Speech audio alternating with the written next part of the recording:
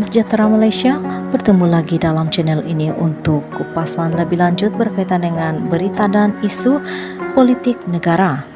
Ingatkan mereka sudah serik, rupa-rupanya tidak. Rafizi ulas cubaan culik MP BN. Perjanjian persepahaman antara Pakatan Harapan dengan gabungan parti yang menyokong pembentukan kerajaan perpaduan disifatkan langkah jauh lebih demokratik berbanding ketika kerajaan di bawah pentadbiran Tan Sri Muhyiddin Yassin.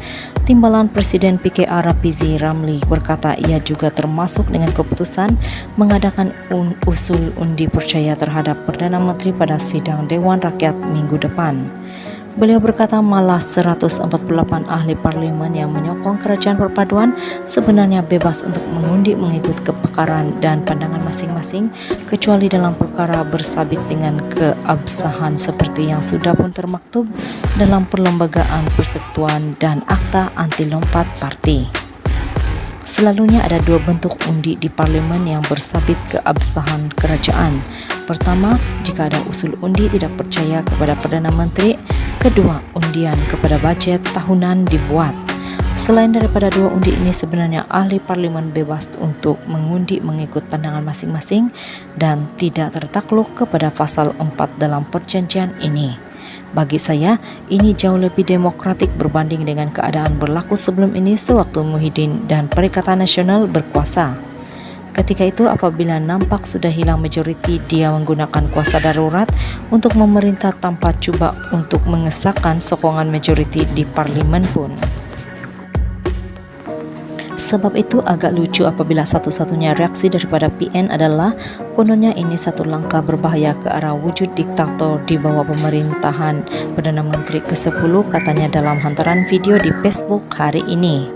Sebelum ini, ahli parlimen Masjid Tanah Datuk Mas Ermiati Samsudin mendakwa MOU yang memaksa ahli parlimen undi usul kepercayaan untuk Perdana Menteri atau kerajaan PH Barisan Nasional dianggap tidak berperlembagaan dan akan membawa kepada pemerintahan diktator. Mas Ermiati berkata, perjanjian ditandatangani dan dimeterai parti politik bagi membentuk kerajaan PHBN juga haram, berbahaya dan tidak boleh dikuatkuasakan. Rafizi juga Menteri Ekonomi turut memaklumkan beliau dan ahli parlimen selayang Willy Leong adalah individu yang menyediakan draft asal perjanjian itu untuk dirundingkan dengan parti-parti lain. Kenapa perlu ada perjanjian? Sebab kita nak selamatkan negara ini daripada menjadi mangsa kata-kata politik. Budaya menggunakan kata-kata politik untuk membentuk kerajaan ini dimulakan Muhyiddin dan Tan Sri Abdul Hadi Awang selepas langkah Sheraton dulu.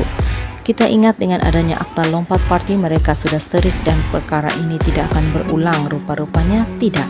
Sebaik saja keluar keputusan PRU 15, PN cuba menculik 10 ahli parlimen BN untuk menyokong Muhyiddin menjadi Perdana Menteri tanpa persetujuan BN.